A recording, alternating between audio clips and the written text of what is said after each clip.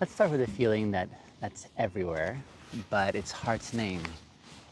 It's that flicker of doubt when someone texts you back but it's late, or the hesitation before you open up on a date.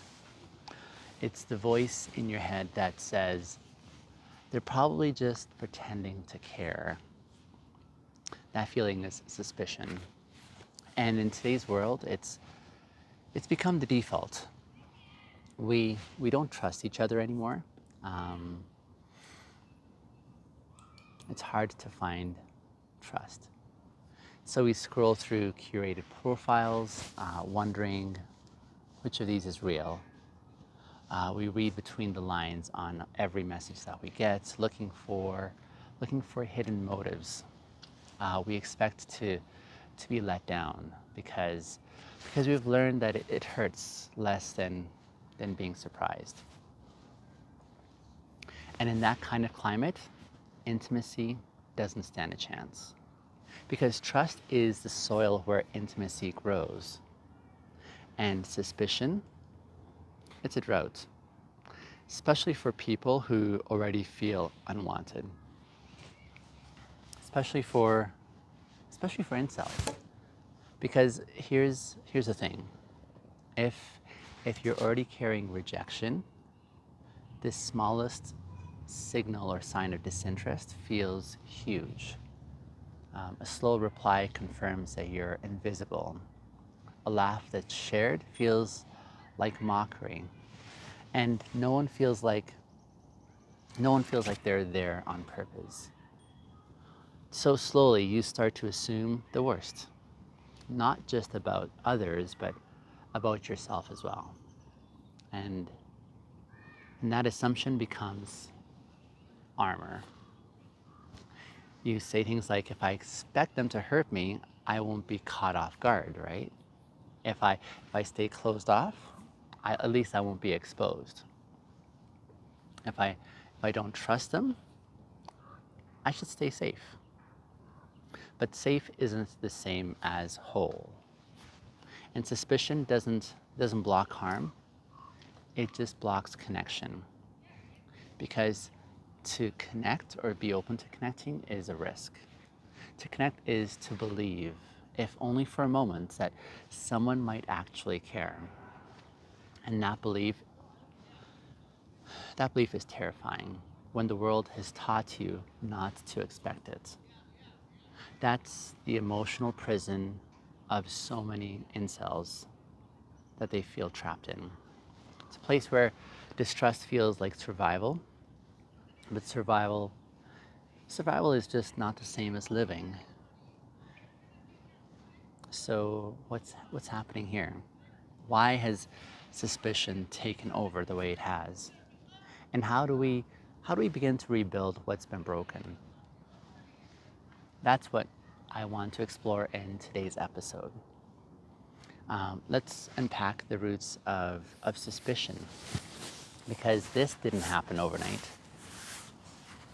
It happened over years of feeling ghosted, of being gaslit, and glamorizing detachment. We were taught to win people over, not necessarily to be real with them. We were taught to impress, but not to connect. To present a version of ourselves that can't be hurt. And for men especially, that version often looks like control. It looks like confidence without vulnerability. It looks like power without emotion, or charm without honesty. But underneath the performance is a fear, and it's a fear of being rejected for who we really are. Fear that if we let our guard down, we're going to be laughed at, or at worst, we're going to be forgotten. And and when that fear gets reinforced by dating or by social media, it becomes a belief that says trusting people is dangerous. Vulnerability, that's stupid. Everyone is out to use you, Um, and that belief might protect your pride, but it poisons your capacity for intimacy. And here's where it hits incels especially the hardest.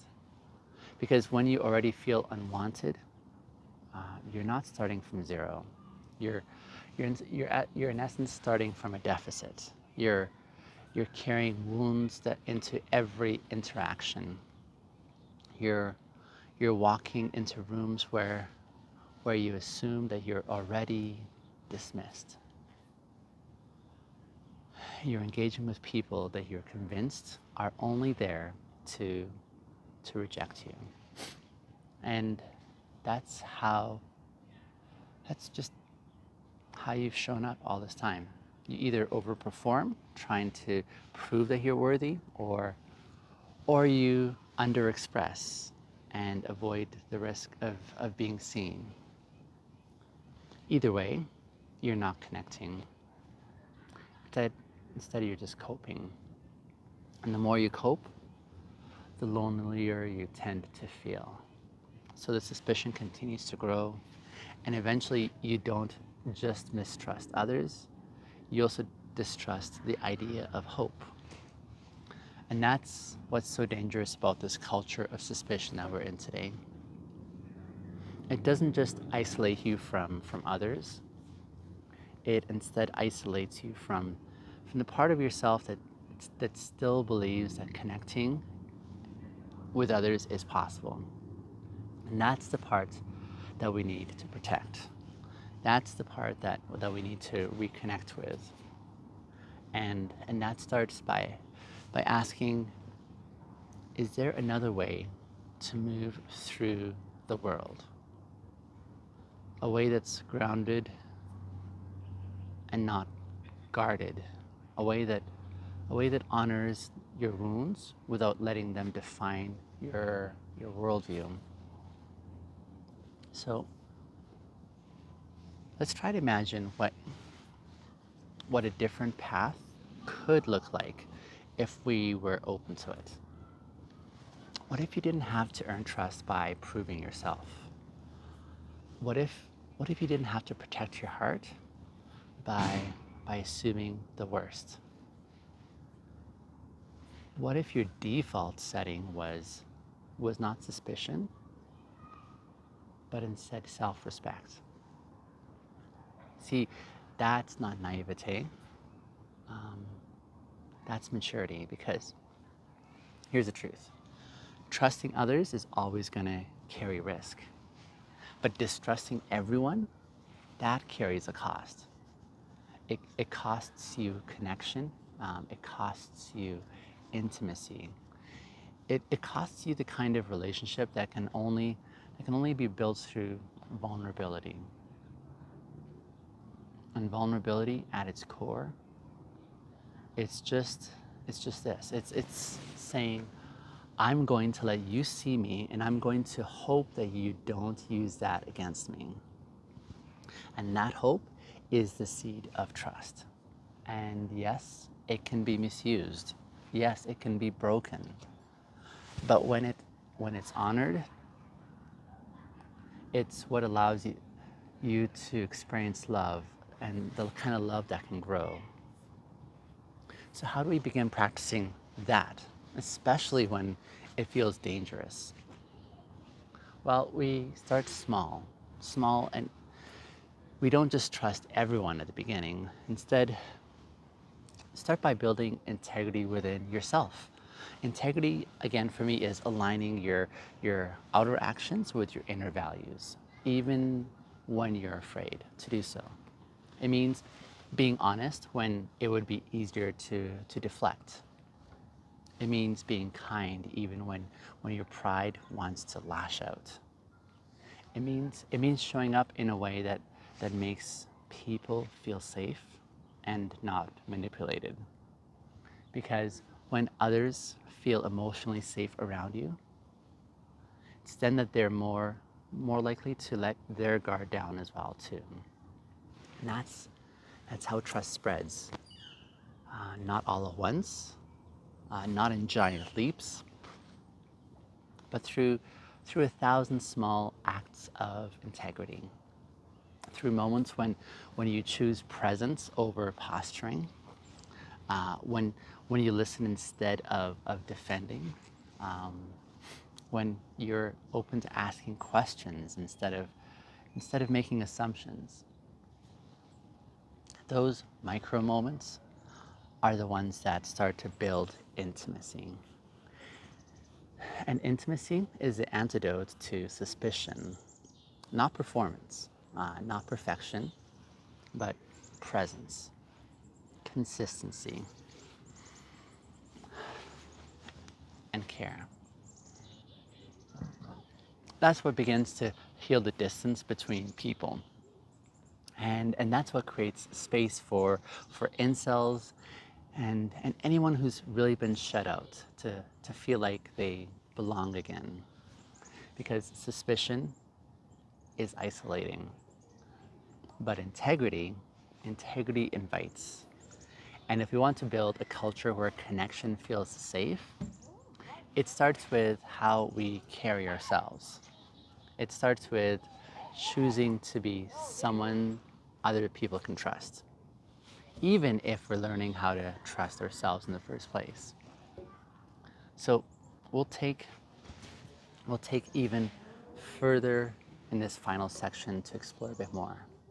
I want to wrap it up with something that's practical and human, because rebuilding trust isn't a concept for a moment. It's more of a daily practice. It's in the tone that you use with a stranger. It's in how you respond when someone chooses to open up to you.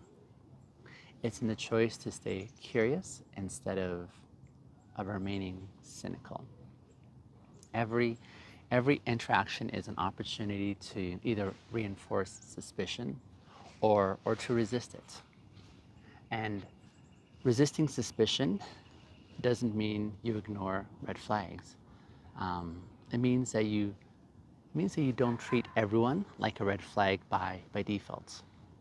It means that you let people earn your boundaries, not your bitterness. Because once you start assuming the worst in everyone around you, it's then that you lose the ability to be surprised by goodness. And goodness still exists. It's in the friend who texts back thoughtfully. It's in the stranger who holds the door for a few seconds longer. It's in the person who listens without interrupting. Those small acts rebuild our faith. Not faith in a fantasy, but in possibility. And incels, more than most people, need that possibility to feel real again. Because when your life has been marked by loneliness, suspicion isn't just a habit, it's a survival strategy. But survival is a minimum, and you deserve more than a minimum. You deserve connection that isn't haunted by doubts. You deserve spaces where you don't have to brace for betrayal. You deserve to believe again, or maybe even for the first time, that trust is possible. And that belief won't come all at once. It'll come slowly and quietly through evidence, through moments when you choose to show up with honesty and are met with care, through moments when you extend grace and you receive it back as well, through moments where you risk and, having risked, it didn't destroy you. Those moments matter.